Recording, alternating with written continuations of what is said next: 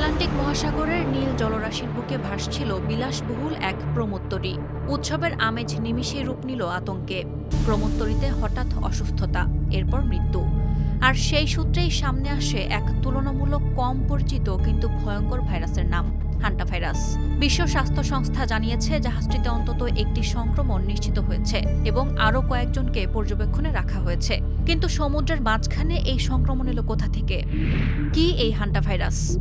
৪ মে সোমবার এক প্রতিবেদনে সিএনএন জানিয়েছে হান্টাভাইরাস মূলত ইঁদুর জাতীয় প্রাণীর মাধ্যমে মানুষের শরীরে প্রবেশ করে। ইঁদুরের মল, প্রস্রাব বা লালার মাধ্যমে ভাইরাস পরিবেশে ছড়িয়ে পড়ে। বিশেষ করে শুকনো মল পরিষ্কার করার সময় ক্ষুদ্র কণার সঙ্গে এটি বাতাসে মিশে যায় এবং শ্বাসের মাধ্যমে মানুষের শরীরে ঢুকে পড়ে। মানুষ থেকে কি মানুষে ছড়ায়?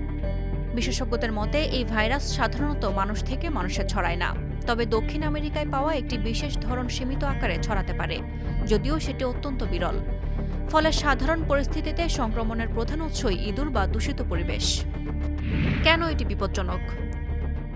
হান্টাভাইরাস 2 ধরনের গুরুতর রোগ সৃষ্টি করতে পারে। একটি কিডনিকে আক্রান্ত করে, অন্যটি ফুসফুসে মারাত্মক সংক্রমণ ঘটায়। ফুসফুসজনিত সংক্রমণটি সবচেয়ে ভয়ঙ্কর, কারণ এতে মৃত্যু হওয়ার প্রায় 40% পর্যন্ত হতে পারে। আক্রান্ত ব্যক্তির শুরুতে জ্বর, ক্লান্তি, শরীর ব্যথা দেখা দিলেও কয়েক দিনের মধ্যে তার শ্বাসকষ্ট ও অঙ্গ বিকল হওয়ার মতো জটিল অবস্থায় পৌঁছাতে পারে। এই ভাইরাসের সবচেয়ে বড় চ্যালেঞ্জ কি? এই ভাইরাসের সবচেয়ে বড় চ্যালেঞ্জ হলো এর কোনো নির্দিষ্ট চিকিৎসা নেই। রোগ নিয়ন্ত্রণ ও প্রতিরোধ কেন্দ্র বলছে চিকিৎসা মূলত উপসর্গ ভিত্তিক। গুরুতর অবস্থায় রোগীকে কৃত্রিম শ্বাস প্রশ্বাসের সহায়তা দিতে হতে পারে, ফলে প্রতিরোধে একমাত্র কার্যকর উপায় হিসেবে বিবেচিত হচ্ছে। কিন্তু প্রতিরোধের উপায় কি? বিশেষজ্ঞরা বলছেন বসবাসের জায়গা পরিষ্কার রাখা, ইঁদুর প্রবেশের পথ বন্ধ রাখা এবং বর্জ্য ব্যবস্থাপনায় সতর্ক থাকলেই ঝুঁকি অনেকটাই কমানো সম্ভব। ইঁদুরের মল পরিষ্কার করার সময় সরাসরি ঝাড়ু না দিয়ে জীবাণুনাশক ব্যবহার করার পরামর্শ দেওয়া হচ্ছে। তবে প্রমোত্তরীতে এই সংক্রমণ কিভাবে ছড়ালো তা এখনও স্পষ্ট নয়। ধারণা করা হচ্ছে ইঁদুর জাহাজে উঠে পড়তে পারে অথবা যাত্রীরা আগেই সংক্রমিত হয়ে থাকতে পারেন।